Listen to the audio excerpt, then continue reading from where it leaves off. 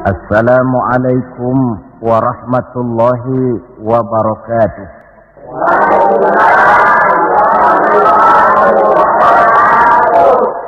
Alhamdulillahilladzi asra bi'abdihi laylan minal masjidil haram ilal masjidil aqsa. Wassalatu wassalamu ala sayyidina Muhammadin alladzi kanat hasanatuhu la tuhsa wa ala alihi wa ashabihi ahli sidqi wat tuqa, amma ba'du. Saudara-saudara hadirin yang berbahagia, manusia ini hidup dalam 3 dimensi waktu: masa lalu, masa sekarang, dan masa yang akan datang.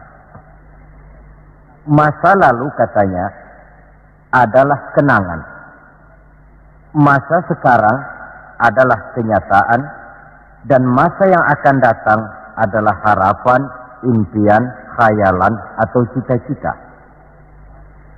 Orang yang baik sesungguhnya adalah orang yang pandai mengambil pelajaran dari masa lalu untuk dapat menentukan sikap pada hari ini dan sekaligus merencanakan hari yang akan datang. Sehingga hari ini harus lebih baik daripada kemarin, dan besok harus lebih baik daripada hari sekarang ini. Dalam konteksnya dengan itulah kita pada pertemuan kali ini akan membicarakan tentang hikmah Isra dan Mi'raj. Satu peristiwa masa lampau yang tetap tidak kehilangan relevansinya untuk kita jadikan pelajaran bagi kita yang hidup di penghujung abad ke-20 ini. Kalau kita perhatikan, hampir setiap bulan dalam Islam ini mempunyai nilai-nilai sejarah. Kalau kita bicara Muharram misalnya, kita diingatkan dengan peristiwa hijrah. Kita bicara Ramadan, diingatkan dengan peristiwa nuzulul Quran. Kita bicara bulan Zulhijjah, diingatkan dengan peristiwa kurban. Kita bicara bulan Syawal, diingatkan dengan Idul Fitri. Kita bicara bulan Rabiul Awal, diingatkan dengan Maulid Nabi. Dan kalau kita bicara bulan Rajab, kita diingatkan kepada peristiwa Isra dan Mi'raj. Sebagai yang kita maklum, Quran itu memang bukan kitab sejarah. Tetapi Al-Quran banyak menceritakan peristiwa-peristiwa bersejarah. Dan kalau kita perhatikan, gaya bahasa yang digunakan oleh Al-Quran dalam menceritakan peristiwa-peristiwa bersejarah itu berbeda satu dengan lainnya. Istimewa sekali bahwa untuk menceritakan peristiwa Isra dan Mi'raj, Allah memulai ayatnya dengan menggunakan kalimat tasbih. Seperti yang kita baca dalam surah Bani Israel ayat pertama. Subhanallazi asra bi'abdihi laylan minal masjidil harami ilal masjidil aqsa. Maha suci Allah yang telah menjalankan hambanya pada suatu malam dari Masjidil Haram di Makkah ke Masjidil Aqsa di Palestina. Mari kita coba dekati ayat ini per kalimat untuk memudahkan pengertian kita di dalam memahami peristiwa Isra dan Mi'raj ini. Ayat ini dimulai dengan kalimat Subhanallazi. Dalam ilmu balaghah, kalimat semacam ini disebut dengan kalimat ijaz, yaitu kalimat yang redaksinya ringkas namun isinya padat.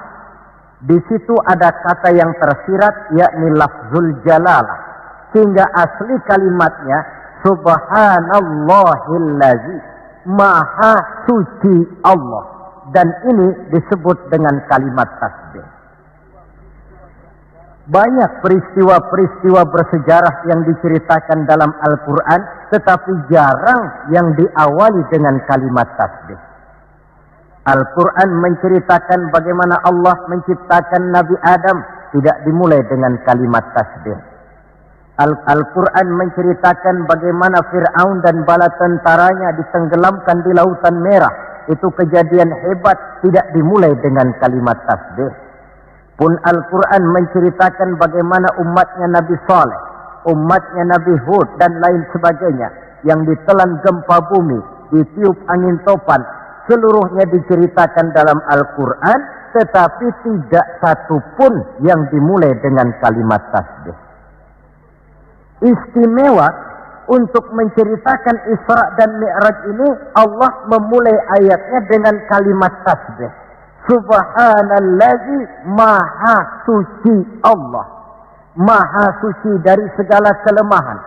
Maha suci dari segala kekurangan. Maha suci dari segala ketidakmampuan.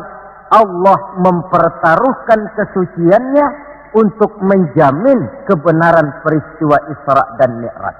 Dan sebagai pertanda, Isra dan Mi'raj bukan sekedar peristiwa biasa, tetapi Isra dan Mi'raj adalah peristiwa yang amat sangat luar biasa. Sampai Allah memulai ayatnya dengan menggunakan kalimat tasbih. Apa hikmah yang bisa kita ambil dari kalimat tasbih ini? Saudara, kita tahu di dalam agama kita ini kan ibadah macam-macam. Ada ibadah yang berat dan modalnya juga besar. Membangun masjid berat dan perlu biaya besar. Melaksanakan ibadah haji berat dan perlu biaya besar menurut umumnya ukuran ekonomi bangsa kita. Ini jenis ibadah yang berat dan perlu modal besar. Lalu ada pula ibadah itu yang berat tapi modalnya ringan. Seperti puasa. Puasa itu kan berat, puasa itu.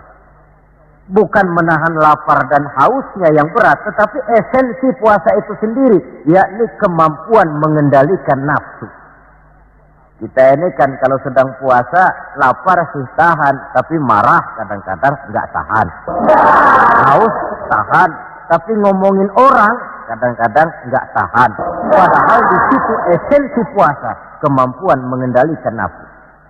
Dia ibadah yang berat, tapi modalnya ringan. Modal paling penting niat. Sahur itu kan hukumnya sunnah muakkadah. Yang wajib itu niatnya. Ini jenis ibadah yang berat tapi modalnya ringan. Lalu ada pula ibadah itu yang ringan, modalnya pun ringan. Agama menyebutnya dengan kalimatut thayyibah. Ucapan-ucapan yang baik yang dibanyak diajarkan oleh agama kita. Bertemu teman, assalamualaikum, ibadah. Memulai pekerjaan, bismillahirrahmanirrahim, ibadah. Melihat sesuatu yang hebat, masya Allah. Melihat sesuatu yang luar biasa, subhanallah. Terkejut, astaghfirullah. Mendapat nikmat, alhamdulillah. Terkena musibah, inna lillah wa inna ilaihi raji'un. Ibadah dengan modal yang ringan berupa mengucapkan kata-kata yang baik yang banyak diajarkan oleh agama kita. Ini kan ringan. Orang tidak perlu syarat toharoh, orang tidak punya wudhu itu istighfar boleh. Tidak punya wudhu itu baca sholawat boleh. Membiasakan ucapan-ucapan yang baik di dalam kehidupan. Itu hikmah yang kita ambil dari kalimat subhanallah. Kalimat selanjutnya asra. Maha suci Allah yang telah menjalankan. Asal kalimat asra ini sara yasiru. Lalu dibentuk dalam bentuk majhul menjadi asra yusri isra'an. Maha suci Allah yang telah menjalankan. Segera nampak dari ayatnya, saudara-saudara, bahwa dalam peristiwa Isra dan Mi'raj itu yang aktif sebenarnya Allah. Nabi pasif. Allah yang menjalankan, Nabi yang dijalankan. Orang dijalanin tentu terima beres, namanya juga dijalanin. Maka tidak heran kalau beliau berangkat dari Mekah kemudian menuju Masjidil Aqsa di Palestina. Dari sana naik ke langit pertama, 2, 3, 4, 5, 6, 7. Dari sana naik lagi ke Rafraful Akhdar, sampai ke Sidratil Muntaha, sampai di bawah Aras, menerima perintah sholat, melakukan kunjungan ke surga dan neraka, kembali lagi ke Mekah tidak lebih daripada sepertiga malam. Kok bisa ya? Kalimatnya Asra. Allah yang menjalankan, Nabi yang dijalani. Tentu saja karena dijalankan, beliau lalu terima beres. Andai kata Rasul berjalan sendiri, terang beliau tidak akan mampu menempuh jarak yang demikian jauh dalam waktu yang relatif singkat. Artinya, di dalam memahami peristiwa Isra dan Mi'raj ini, yang dipakai bukan logika intelektualitas manusia, tetapi logika kemahakuasaan yang mutlak dari Allah Subhanahu wa ta'ala. Satu contoh kecil. Saya satu hari berangkat ke Bogor. Jam 9 saya berangkat dari rumah, ambil baju di lemari, saya pakai. Berangkatlah saya ke Bogor. Saya tidak tahu kalau di kantong baju saya ada semutnya. Saya pun berangkat ke Bogor. Jam 10 sampai di Bogor, setengah 11 urusan selesai, kembali lagi ke rumah, setengah 12 sudah sampai di rumah. Baju saya buka, saya gantung kembali di lemari, semutnya keluar dari kantong, cerita sama teman-temannya.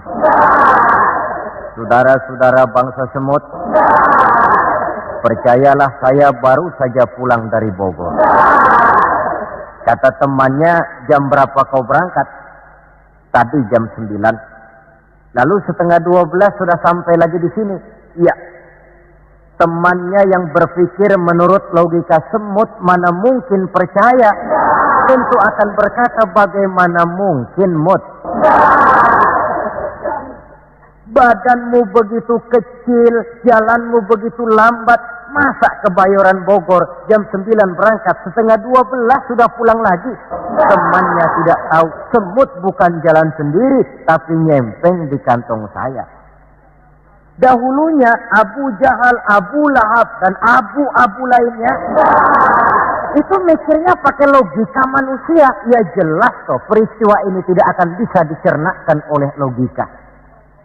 Karena itu kalau sedikit orang mau merenungi ayatnya, tidak terlalu sulit memahami Isra dan Mi'raj. Dia kehendak Allah, bukan kehendaknya Rasulullah Sallallahu Alaihi Wasallam. Ini kalimat Asra. Kemudian kalimat bi'abdihi, Maha suci Allah yang telah menjalankan hambanya. Kenapa kok Allah memakai kalimat tidak langsung?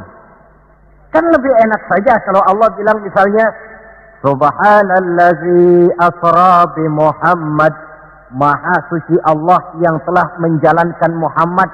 Begitu saja, kenapa sih?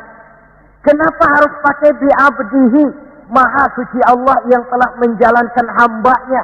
Pakai kata-kata hamba. Apa maksudnya? Nah, di dalam kalimat hamba ada dua data. Data pertama, kalimat hamba di sini menjelaskan bahwa Nabi Muhammad itu Isra dan Mi'raj dengan roh dan dengan jasad sekaligus. Sebab apa?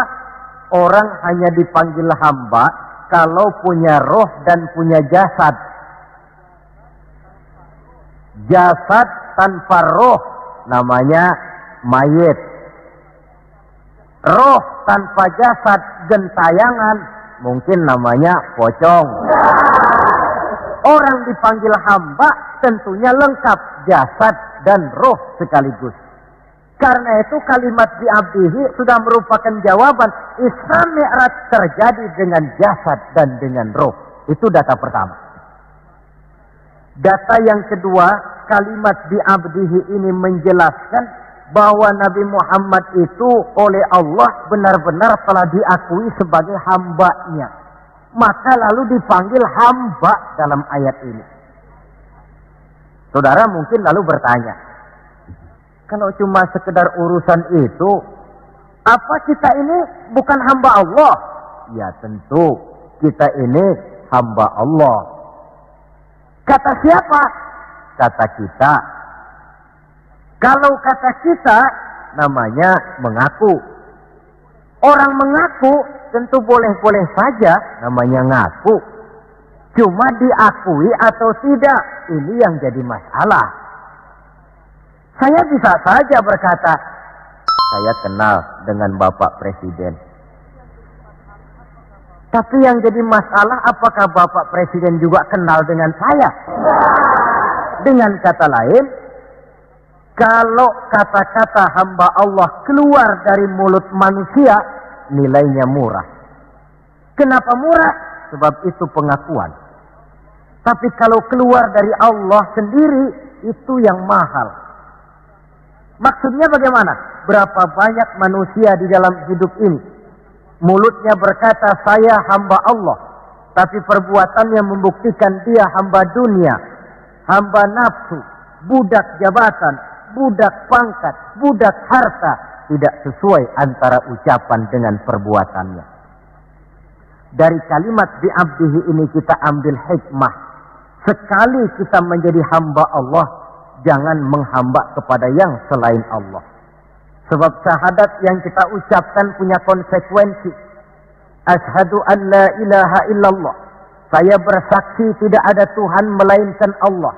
Maka itu berarti saya tidak akan menyembah kecuali hanya kepada Allah.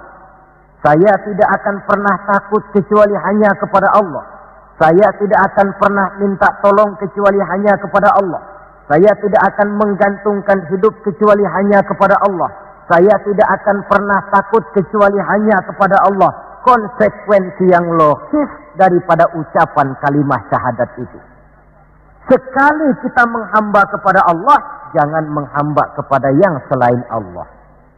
Adapun Nabi sebelum dipanggil bi'abdihi dalam ayat ini, kita baca dari sejarah tahun-tahun sebelum beliau dipanggil dengan kalimat bi'abdihi, tahun kelabu, amul huzni dalam sejarah itu, tahun duka cita. Beliau ditinggal oleh paman tercinta Abu Thalib. Setelah paman tercinta meninggal, istri tercinta pun wafat, Khadijah. Wafat kedua pelindung ini, makin meningkat gangguan kafir Quraisy. Dihina, dicemoohkan, dicaci maki, dilontari dengan kotoran unta, bahkan akan diancam untuk dibunuh. Lulus menghadapi semua itu, Allah panggil beliau bi'abdihi.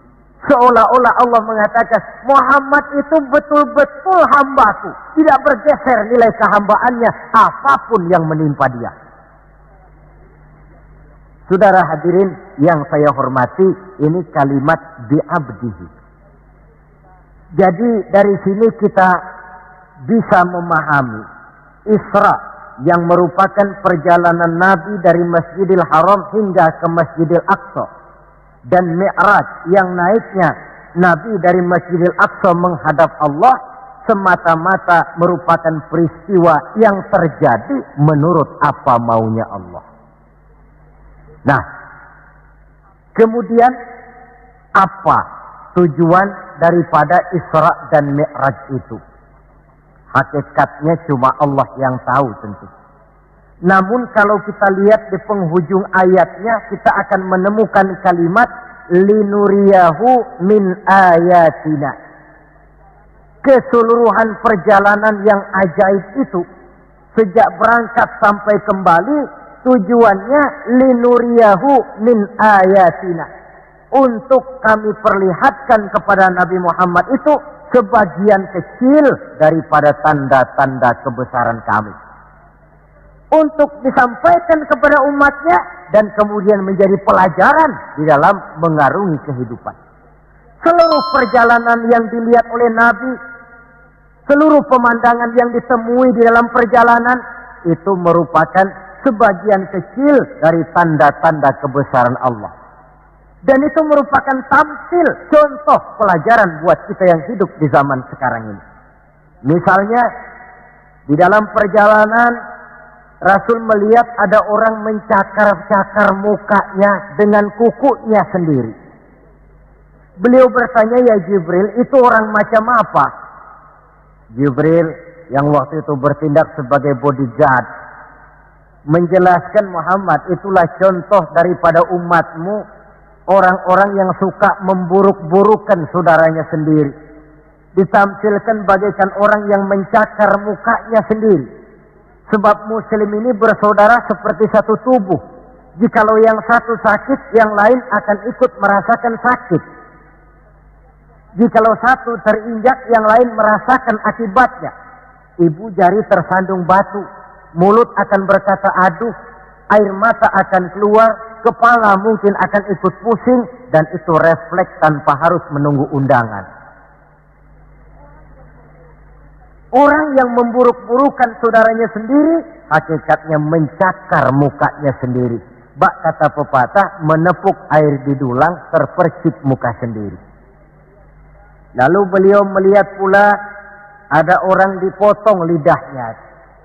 Kata malaikat Jibril, Muhammad, itu tamsil daripada umatmu, orang-orang yang suka mengumpat, para pembuat fitnah, tukang bikin gosip dan menjelek-jelekan orang lain. Maka lidahnya akan dipotong sedemikian rupa. Lalu beliau melihat pula dalam perjalanan ada orang memikul kayu. Sudah cukup berat, rengkek dia membawa beban yang cukup berat itu. Anehnya malah, beban yang sudah cukup berat itu bukan dikurangi, malah ditambahi. Makin berat, makin ditambah, makin berat, makin ditambah. Sampai Nabi heran dan tanya, Jibril, apa lagi kalau ini?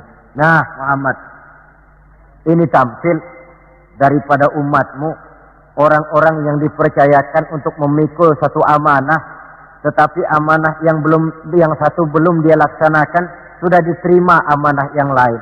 Akhirnya bertumpuk-tumpuk di pundaknya amanah-amanah yang harus disampaikan. Orang yang terlalu banyak jabatan, tetapi kemudian ternyata tidak mampu melaksanakan tugasnya. Tapi dikasih jabatan baru, mau lagi. Dikasih yang baru, mau lagi. Soal mampu atau tidak, soal nomor 2, yang penting punya jabatan. Orang yang di dalam menerima suatu pekerjaan tidak pernah mengukur dengan batas kemampuan yang dimilikinya.